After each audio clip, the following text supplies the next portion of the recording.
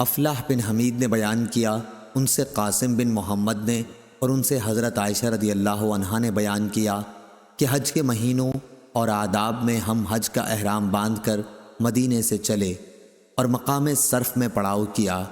نبی کریم صلی اللہ علیہ وسلم نے اپنے اصحاب سے فرمایا کہ جس کے ساتھ قربانی نہ ہو اور وہ چاہے کہ اپنے حج کے احرام کو عمرے سے بدل دے تو وہ ایسا کر سکتا ہے، لیکن جس کے ساتھ قربانی ہے وہ ایسا نہیں کر سکتا۔ نبی کریم صلی اللہ علیہ وسلم اور آپ کے بعض مقدور والوں کے ساتھ قربانی تھی، اس لیے ان کا احرام صرف عمرے کا نہیں رہا۔ پھر نبی کریم صلی اللہ علیہ وسلم میرے یہاں تشریف لائے تو میں رو رہی تھی۔ آپ صلی اللہ علیہ وسلم نے دریافت فرمایا کہ رو کیوں رہی ہو؟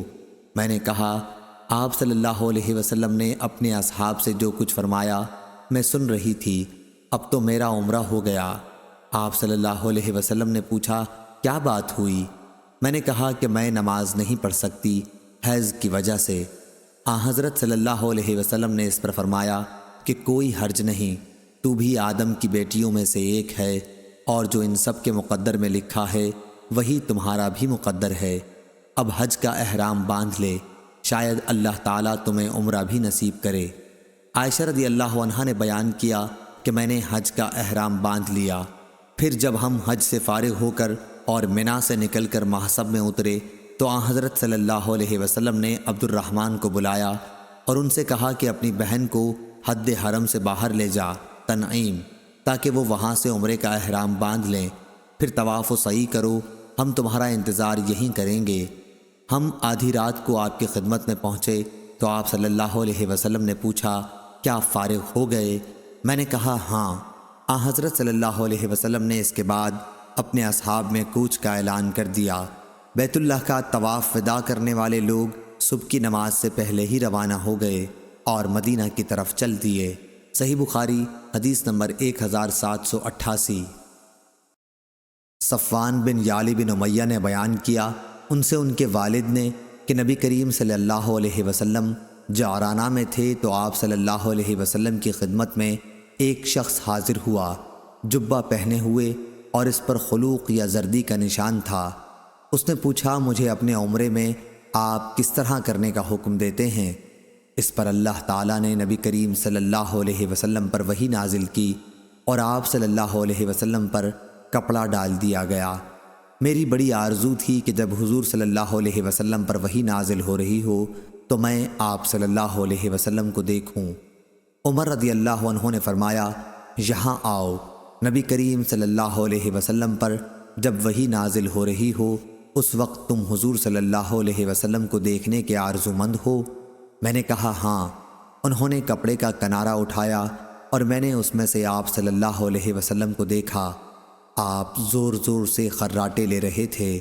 میرا خیال ہے کہ انہوں نے بیان کیا جیسے اونٹ کے سانس کی آواز ہوتی ہے۔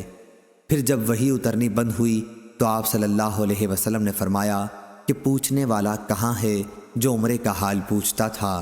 اپنا جبہ اتار دے، خلوق کے اثر کو دھو ڈال اور زعفران کی زردی صاف کر لے، اور جس طرح حج میں کرتے ہو اسی طرح اس میں بھی کرو۔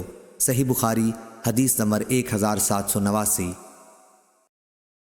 امام مالک نے خبر دی، انہیں ہشام بن عروہ نے، انہیں ان کے والد عروہ بن زبیر نے، کہ میں نے نبی کریم صلی اللہ علیہ وسلم کی زوجہ مطہرہ عائشہ صدیقہ رضی اللہ عنہا سے پوچھا، جبکہ ابھی میں نوعمر تھا، کہ اللہ تعالیٰ کا ارشاد ہے صفا اور مروہ دونوں اللہ تعالیٰ کی نشانیاں ہیں، اس لیے جو شخص بیت اللہ کا حج یا عمرہ کرے اس کے لیے ان کی سعی کرنے میں کوئی گناہ نہیں، اس لیے میں سمجھتا ہوں کہ اگر کوئی ان کی سعی نہ کرے تو اس پر کوئی گناہ نہ ہوگا۔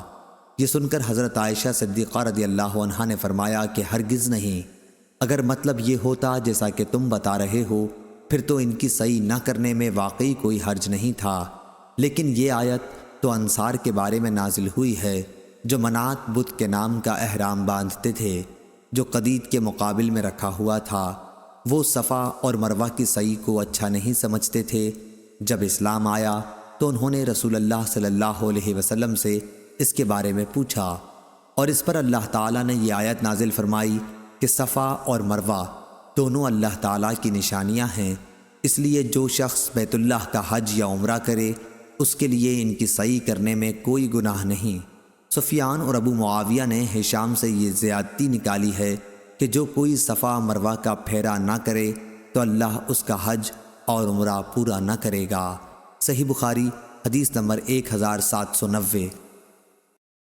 اسحاق بن ابراہیم نے بیان کیا، ان سے جریر نے، ان سے اسماعیل نے، ان سے عبداللہ بن ابی اوفی نے بیان کیا کہ رسول اللہ صلی اللہ علیہ وسلم نے عمرہ بھی کیا اور ہم نے بھی آپ کے ساتھ عمرہ کیا۔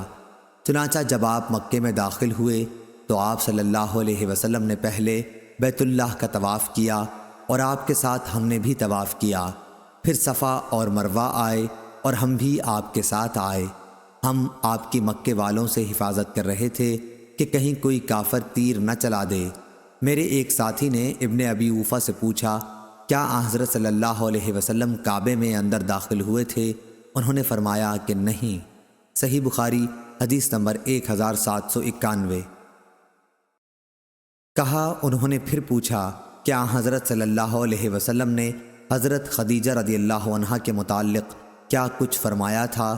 انہوں نے بیان کیا کہ آپ صلی اللہ علیہ وسلم نے فرمایا تھا، خدیجہ رضی اللہ عنہا کو جنت میں ایک موتی کے گھر کی بشارت ہو، جس میں نہ کسی قسم کا شور و غل ہوگا نہ کوئی تکلیف ہوگی۔ صحیح بخاری حدیث نمبر 1792۔ عمرو بن دینار نے کہا کہ ہم نے ابن عمر رضی اللہ عنہ سے ایک ایسے شخص کے بارے میں دریافت کیا جو عمرے کے لیے بیت اللہ کا طواف تو کرتا ہے لیکن صفا اور مروہ کی سعی نہیں کرتا، کیا وہ صرف بیت اللہ کے طواف کے بعد اپنی بیوی سے ہم بستر ہو سکتا ہے؟